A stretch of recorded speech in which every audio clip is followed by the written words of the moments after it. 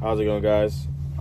Doing this video as a follow-up to that previous Western Express orientation video. Sorry about the lighting. I'm in my new truck, and it's a little bit dark in here. It's getting late. Almost time to call it a night. But yeah, this is the follow-up from the last video. If you didn't watch the last video I had, go check it out. It kind of gives you the details on the orientation. Now, yesterday I completed my full training with Western Express. So I ended up doing 240 hours, or approximately like 31 days in a week or something like that, with my trainer.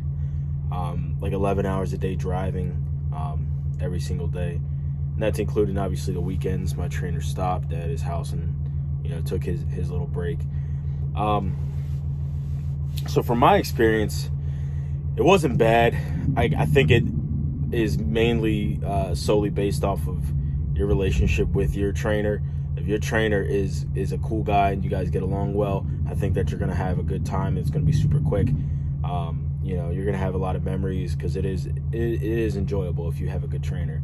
I could see it being frustrating and negative if you did have a obnoxious trainer, or a trainer that wasn't necessarily helping you, or just somebody that you just didn't vibe with or enjoy being around.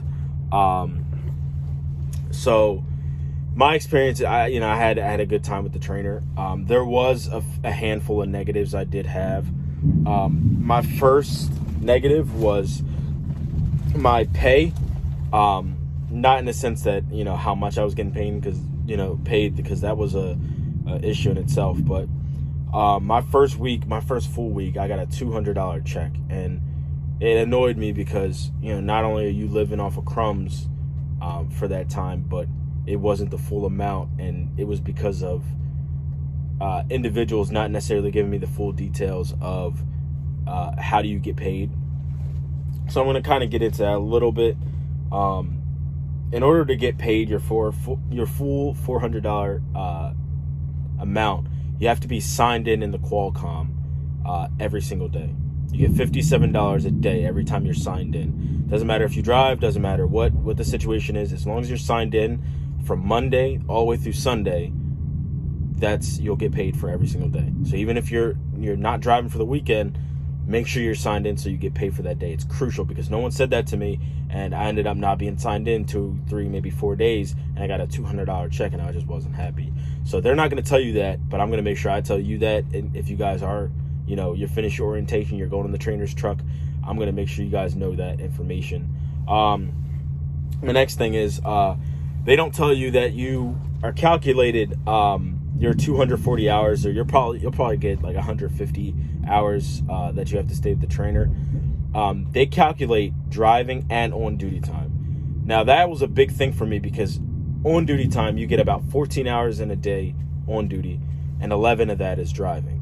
So that's 3 hours, give or so, some that you can bank in towards your whatever assigned hours that you got. So if you got 150 hours that you got to be with the trainer, you want to get 14 hours a day banked in so that you can get off the trainer's truck as quick as possible and get your own truck.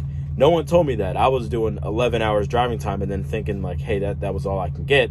And you calculate that by 31 days I was with the trainer, that's almost like a week and some change that I would have been cut off, and I could have got my own situation a lot quicker. So I wish they would have told me small details like that. That would have got me out of there a lot quicker. Besides that, I think everything was kind of straightforward. Any issues I had with pay, I kind of just emailed the guy that does payroll. And I understand they just recently got struck by a tornado, so they're not really 100% on point with everything, but they are trying. So I emailed the guy with the payroll, and he got me a cash advance, so I was able to clear up that money pretty quickly. I'm trying to think like whatever other issues that I had. Everything was kind of straightforward. I think my other thing that I would advise you guys is that you can get off of your trainer's truck early. If you get assigned 240 hours, make sure that you plant the seed in your trainer's ear and his DM that you would like to get out early and that you feel comfortable and that you know what you're doing, because their number is like 150. Once you get around 150, they typically want to get you out of the trainer's truck and get you on your own truck. If you get assigned 240 hours, you might get lucky and be released off the trainer's truck early.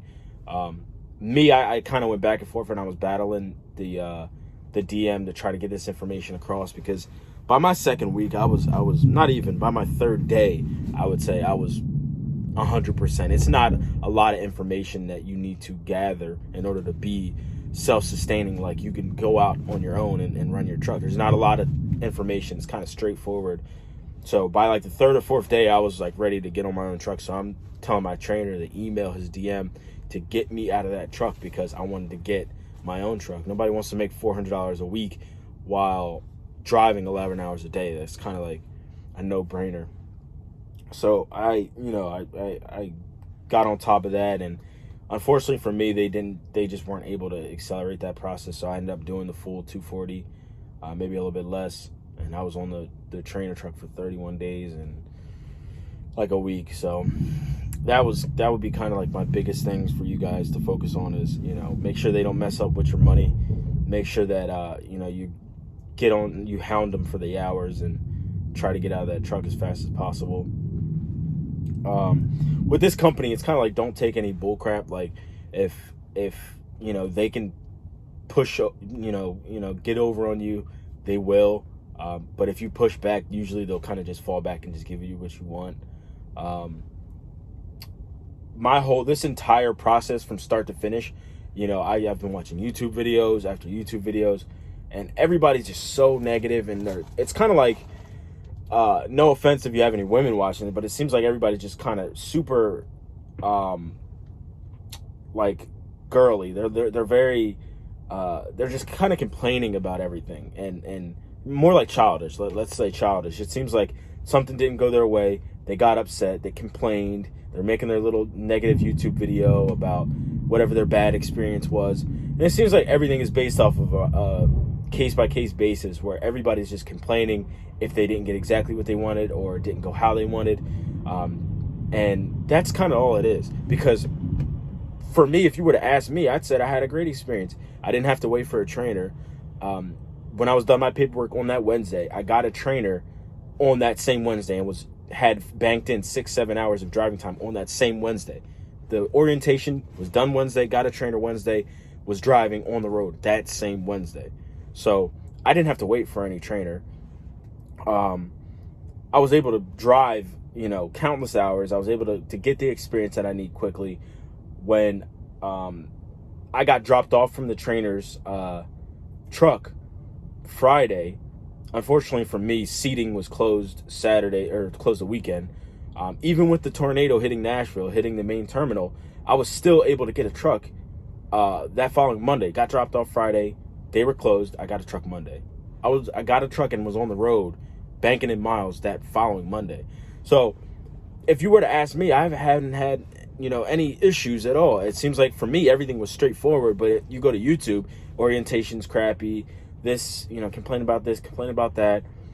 But realistically, if you go type in Prime, you go type in Rail, you go type in Swift, you go type in CR English, any company, you're not going to get someone who goes out of their way to make a YouTube video of how great their experience was at so-and-so company. They only get on YouTube to complain about how bad their experience was. So no matter what trucking company you get, it's all going to be the same crap. I went around, because I like to network a lot. I went around personally to talk to every single person that was a driver with Western Express that I saw, and just ask them what their experience was. I haven't heard anything negative. It's all either neutral or good. Maybe one or two negative, but it's not negative enough that it seems like they want to get out of here. It all seems like it's a case-by-case basis. Every trucking company is essentially the same. If you have so much of this one positive, you're going to have X amount of negative. So it's all what you make of it. If you got dealt the cards you were dealt and you're able to make the most out of your situation, you're going to have a good experience. I think if you guys are looking for reviews and stuff like that, just do it and just see how your experience is, and however it works out for you is however it works out for you. Because for me, it's been straight shot. They gave me a brand new truck. I got a 2020 with 1,000 miles on it. 1,000. Plastic still on everything. No issues. It's clean. It smells like brand new plastic. My Qualcomm works perfectly fine. When I got my DM that same day. He's been dispatching me loads nonstop. He's really, in terms of communication, he's on point. I don't have to ever wait for him to get back to me. He's on top of his game. So I don't see what anybody's problems are.